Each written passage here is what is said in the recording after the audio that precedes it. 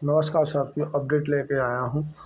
आज जो एक कहावत है, जब हर शाम पे उल्लू बैठा हो, अंजाम गुलिस्ता क्या होगा।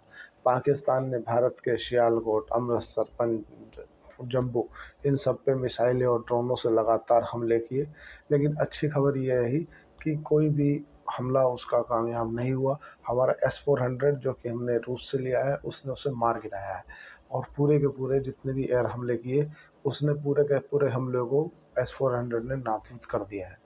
अब एक खबर और है, भारत की तरफ से पाकिस्तान के ऊपर 3 तरफ से हमला कर दिया गया है। सियालकोट, कराची, इस्लामाबाद, लाहौर, चारों तरफ से भारत की वायुसेना, थल सेना और जल सेना, मतलब तीनों सेना ने एक साथ अटैक कर दिया है। पाकिस्तान बौखला गया है।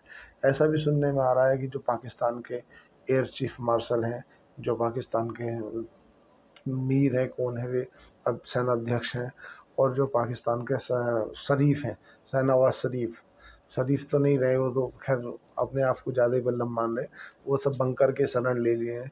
कुछ लेते, कुछ सेना ऐसी भी खबरें आ रही हैं कि कुछ अपने सेना बच्चों से ही थी ब्रिटेन भाग रहे हैं।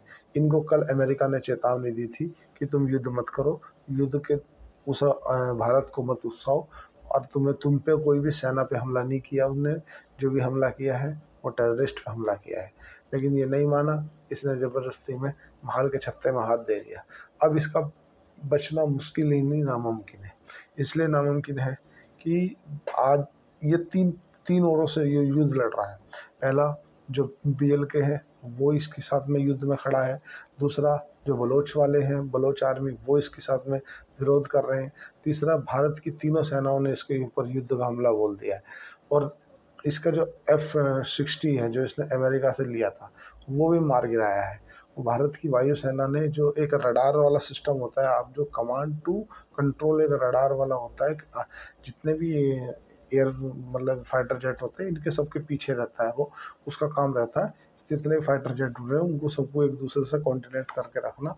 भारत के जो S-400 है ना, उसने वो भी मार गिराया है। जैसे ही वो वहाँ से उठ के जब वो चला, तो S-400 की रडार में आ गया, जो एंटी कॉन्टिनेंट मिसाइल है, जो हमारी एयर स्पेस मतलब स्पेस टू एयर मिसाइल है, वो लॉन्च हुई S-400 की, और उसे पाकिस्तान के अंदर ही 100 किलोमीटर अंदर मार के गिराया है। अब कंडीशन ये है, पाकिस्तान अपने आप को असहाय महसूस कर रहा है, असहाय महसूस कर रहा है, लेकिन उसने हाथ तो डाल दिया महाल के छत्ते में। लेकिन अब ये जान लो आप साथियों, कल हो सकता है इमरजेंसी का ऐलान हो जाए, क्योंकि आर्टिकल भारत के संविधान में अनुच्छेद 358 ये पावर देता है कि जब भी देश के अंदर युद्ध जैसी सिचुएशन बनी हो, तो देश के अंदर इमरजेंसी लगाई जा सकती है, मतलब आपातकाल लगाया जा सकता है। आपातकाल के दौर में आपके जितने भी मूल अधिकार होते हैं, वे सभी छीन हो जाते हैं। आपका जीवन जीने का अधिकार रह जाता है, बाकी सरकार के अधीन आ जाते हैं। और आपके बोलने के ऊपर, आप कहाँ जाओगे कहाँ नहीं जाओगे, उन सब के ऊपर सरकार कंट्रोल कर लेती है। तो अब आपसे एक ऐसा दरखास्त है कि कोई भी ऐसा किसी के साथ में कमेंट ना करें, फ़ोन पे, व्हाट्सएप पे, ट्विटर पे, किसी पे भी कुछ ऐसा ना लिखें जिससे देश के आंतरिक सुरक्षा को खतरा हो, नहीं तो कहीं ना कहीं काम डल जाएगा। और दूसरी बात, एक चीज़ और ध्यान रखने योग्य है कि अपने सेना के मोराल को कभी भी डाउन ना करें। बिल्कुल, जब तक कोई पुष्टा खबर ना हो, जब तक उस पे एकदम विश्वास न करें। एक बात और भी है साथियों, क्या नहीं करना है, उससे ऐसा भी उम्मीद जताई जा रही है कि हम लोगों के, आप लोगों के सबके मोबाइल में एक वीडियो भेजा जा रहा है। उस वीडियो के माध्यम से साइबर अटैक का भी खतरा कहीं ना कहीं मंडरा रहा है। तो कोई भी वीडियो कुछ भी जान के क्लिक ना करें, पहले उस पर एक बार सोच लें। ऐसा तो नहीं कि ये साइबर अटैक हो, साइबर हमला हो। जैसा भी कुछ होगा मैं आपको अपडेट दे दूंगा। अभी की सिचुएशन ये है, कल तो बाजार गिर के खुलेगा, 100% है, कम से कम 2% बाजार कम से कम गिरेगा, मतलब 500 पॉइंट तो नॉर्मल है। देखो, जैसे भी कुछ होगा मैं अपडेट दे दूंगा।